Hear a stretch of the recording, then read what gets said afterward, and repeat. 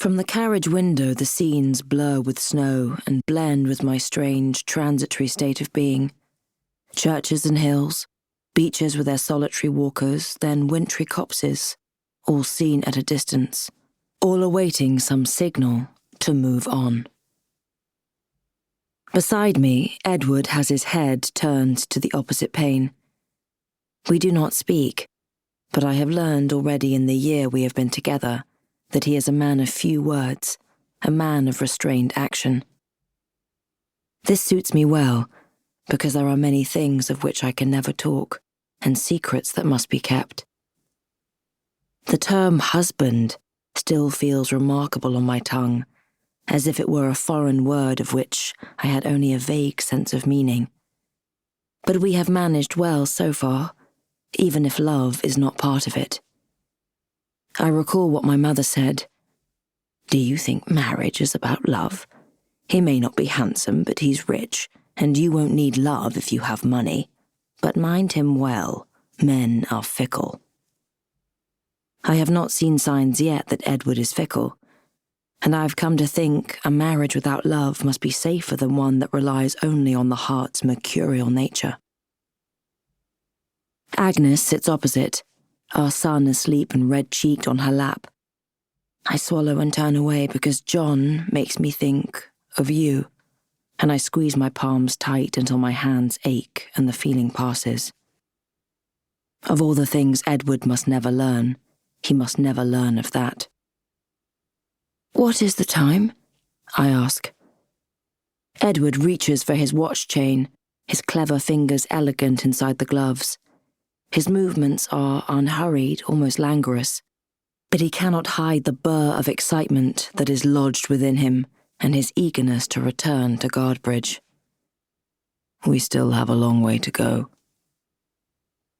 I have imagined Guardbridge often, as described through Edward's eyes, the main square of the house rendered in dark stone, with two wings spread out on either side like a bird stretched for flight, or a cormorant drying its feathers perhaps. It has many windows and staircases, but much of the house lies sleeping, collecting dust and mouse holes, and the north wing, which suffered a fire in one of the rooms, has now been abandoned. I imagine the fast river that runs behind, and beyond that, oak woods that chatter and creak in the wind. As if sensing my thoughts, he says, "Are you looking forward to seeing Guardbridge?" I take a moment to examine my expectations.